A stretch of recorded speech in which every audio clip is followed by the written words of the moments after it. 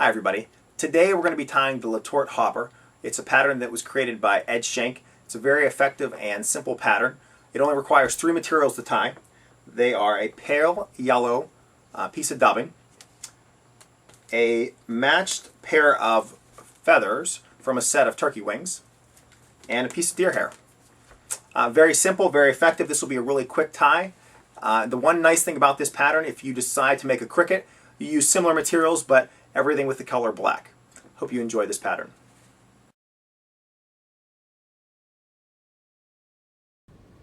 This is the completed Letort Hopper. If you notice a few of the features of this fly, we have that pale yellow dubbing for the body.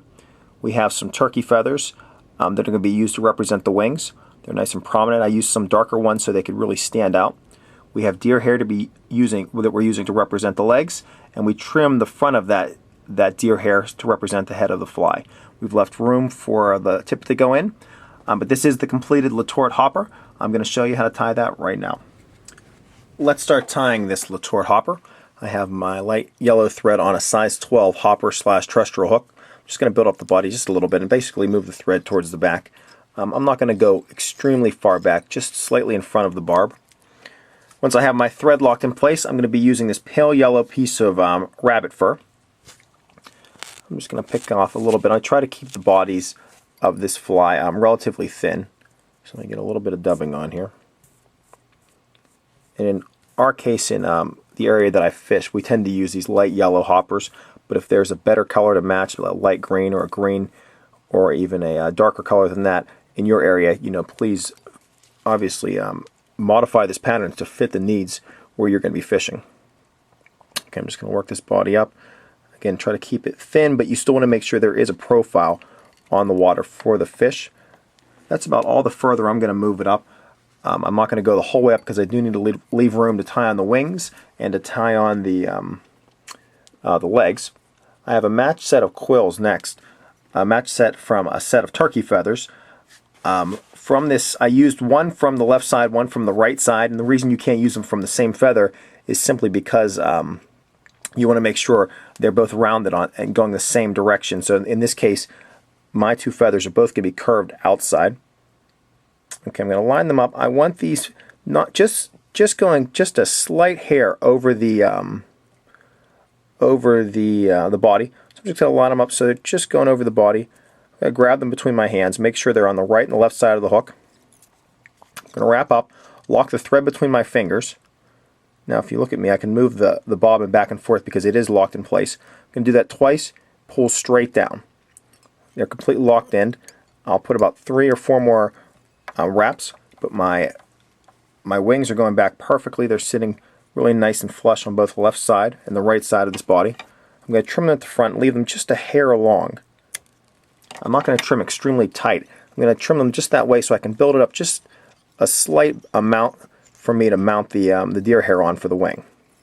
Now I will mention with those feathers that some people will glue the back of the feather while it's still on the wing feather so that they're a little more durable. In my case, I'm not going to do that simply because once you catch a couple fish on this pattern, those wings will really start to break apart, and I don't think that's a bad thing to keep that profile going. Next, I have a significant amount of deer hair put inside my deer hair stacker. I'm going to stack it. Make sure all those tips are even. And they are. I want these tips to go in for this wing just slightly in front of these legs. So I'm going to grab them just about right here. Get rid of all this extra fluff. Just got to double check. So it's just going slightly past the body. I'm going to do the same thing as before. I'm going to wrap up, lock it in once, twice, just pulling slightly down. Now I'm going to pull it down very firmly and make about 5 really significant turns through all these to really flare out the head. Now if you'd like more of a flared head, you may want to use a deer hair that has the diameter of the hair is a little bit larger. In this case, that's not as important to me. I still want the profile for the head, but it doesn't matter if it's that thick. Now I'm going to try to wind my thread. If you notice, I'm kind of winding it back and forth. I don't want to lock this deer hair down, especially close to too close to that thread hook. So I just want to kind of wind this back and forth because I don't want that deer hair to get matted against the hook, because I do want to trim it. So I'm going to come forward with a few wraps. I'm going to stop. I'm going to locate the eye, push this deer hair back just a bit. See if I can do that one more time to start to create that opening for that eye. I'm going to pull the rest of it back with my left hand, find my thread. Now you can see a clear eye. I'm going to put about 7 or 8 wraps in here just to finish the front of it. Put a little half hitch and put in my lock. Okay, so I have that thread. All the materials are now locked onto the hook. Let me trim my thread. Now I'm just left to trim this deer hair. You can do that either with a razor blade or with a pair of scissors. I'm going to use a pair of scissors just because I have them handy. The key to this, you want to make sure that the bottom against the body is cut very flush, because you do want that body really riding in the surface. And the part that we're cutting right now is just going to represent the head of this hopper. So you don't want it to have this really exaggerated head. You want the sides of it to be noticed, but not to be exaggerated on the water. And I've cut that as flush as possible.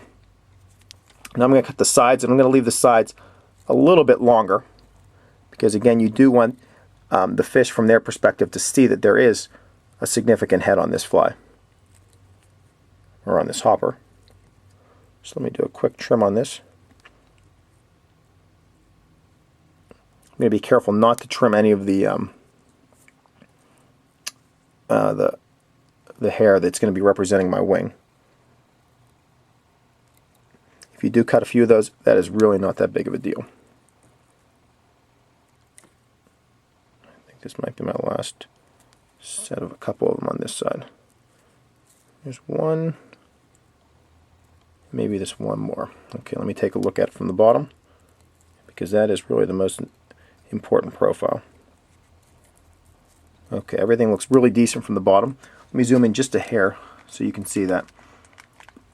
So that is the bottom angle. If we're going to nitpick, there's a couple that might be a little bit longer on one side than the other. But few things are really that perfect in nature. But we still have a significant portion for the head. As I turn this, you can see it's really nicely built up. It's going to float really well. Going from this angle, let me trim a couple more. I've left a lot of room for my tippet to go into the eye of the hook.